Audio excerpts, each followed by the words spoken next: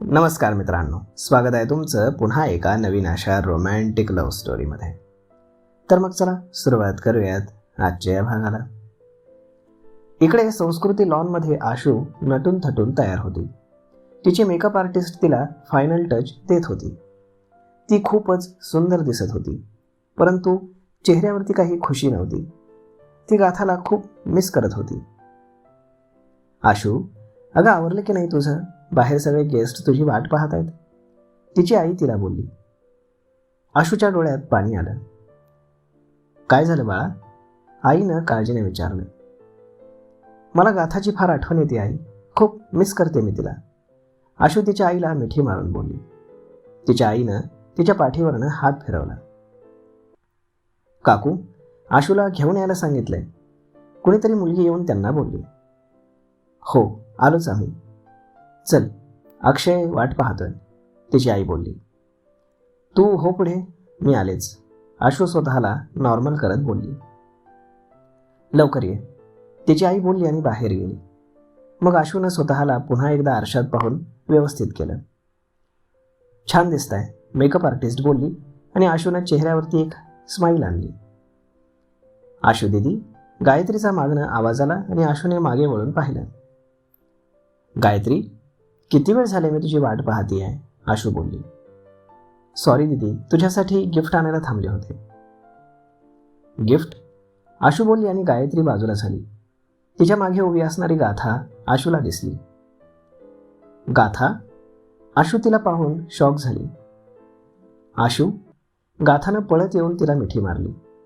दोघी एकमेकींना गच्च मिठीमध्ये घेऊन रडू लागल्या. कुठे होतीस तू मला सोडून, आणि का गेलीस मला सोडून, आशू तिला मारत रडत बोलली. आय एम सॉरी, गाथा देखील रडत होती आणि अजूनच तिनं मिठी घट्ट केली. आय हेट यू, आशू बोलली. बट आय लव्ह यू, गाथा बोलली. दोघेही मनसोक्त रडत एकमेकींना पाहत मिठी मारत होत्या. त्यांना तसं पाहून गायत्रीलाही रडू आलं. ए रडूबाई, बस करा, किती रडताय, तुझा मेकअप खराब होतोय, गाथा तिचे डोळे पुसत बोलली. हा डायलॉग माझा असायला पाहिजे, आशू रडता रडता हसत बोलली आणि दोघी पुन्हा हसल्या. आणि कुठे होतीस तू, इतके दिवस कुठे गेली होतीस? सगळं सांगते पण आता नाही, निवांत बोल. आता चल, बाहेर सगळे तुझी वाट पाहत आहेत, गाथा तिचा ड्रेस ठीक करत बोलली. तितक्यातच पुन्हा आशूची आई तिथे आली. गाथाला पाहून त्याही शॉक झाल्या. आई, गाथा आली, आशू हसत बोलली. गाथा बाळा, त्यांनी देखील गाथाला मिठी मारली. कशा आहात काकू, गाथानं विचारलं. मी ठीक आहे, तुला पाहून किती आनंद होतोय सांगू शकत नाही, त्या तिच्या डोक्यावरनं हात फिरवत बोलल्या. मलाही तुम्हा सगळ्यांना पाहून फार आनंद होतोय, गाथा बोलली. मगाशी आशू तुला फार मिस करत होती. माहितीये, आज तिच्या आयुष्यातला इतका मोठा दिवस आहे, तिला माझी कमी वाटणारच ना, गाथा आशूकडे पाहत बोलली. ताई, जिजू, सत्यम, किती मोठा झाला असेल तो, सगळे कुठे आहेत, मला त्यांना कधी एकदा भेटती असं झालंय, आशू बोलली. सगळे आलेत, तू एंगेजमेंट झाल्यावर त्यांना निवांत भेट, गाथा हसत बोलली. चालेल, आशू देखील फार खुश होत म्हणाली. चल, आता सगळे तुझी वाट पाहतात, आशूची आई आशूला बोलली. गाथा, तू पण चल ना माझ्यासोबत, आशू बोलली. आशू ऐक ना, गाथाला इथेच गेस्ट रूममध्ये थांबू दे, आशूची आई बोलली. तिच्यामुळे आशूला कोणी काही बोलू नये असं त्यांना वाटत होतं, कारण आधीच गाथाची बरीच बदनामी झाली होती. त्यांच्या बोलण्याचा ओघ गाथाला समजला. आई, मी तिच्याशिवाय ही एंगेजमेंट करणार नाही, आशू दात आवळत बोलली. आशू ऐक ना, काकू बरोबर म्हणतायत, मी गेस्ट रूममध्ये थांबते, यावेळी तुझं लक्ष जिजूंवर असायला हवं, मी इथेच आहे, कुठे जाणार नाही, आपण निवांत बसून बोलू, गाथा बोलली आणि आशूनं तिच्या आईकडे रागात पाहिले. आशू प्लीज, गाथा कळवळून बोलली. ठीक आहे, आशू चेहऱ्यावरती हसू आणून बोलली आणि तिथून निघाली.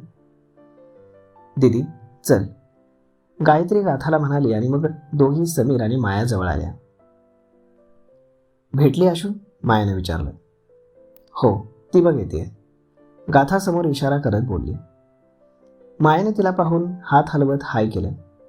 आशूने देखील हाय केलं आणि स्टेजवर गेली.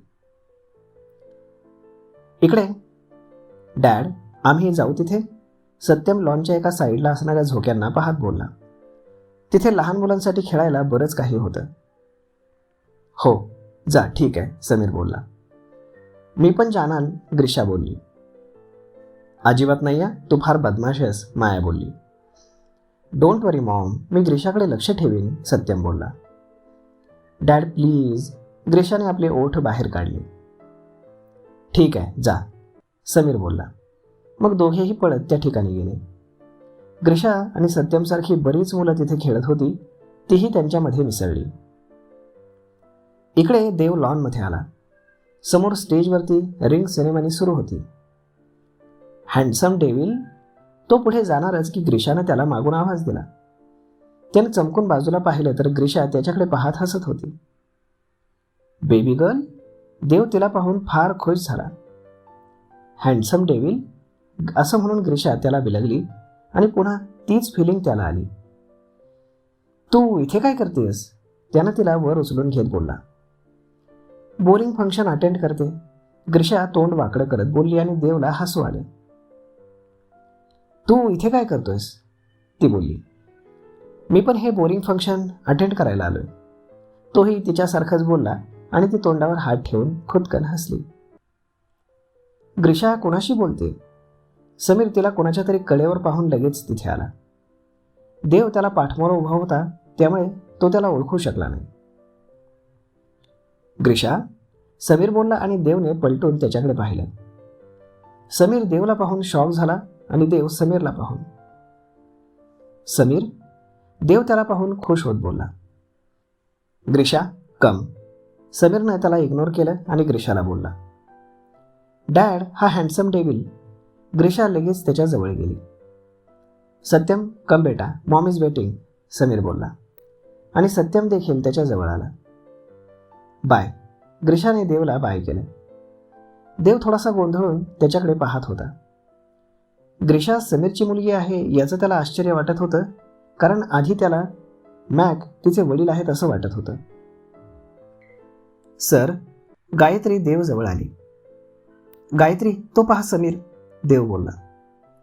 गाथा दिदी पण इथेच आहे, गायत्री बोलली आणि देव पुन्हा शॉक होऊन तिच्याकडे पाहू लागला.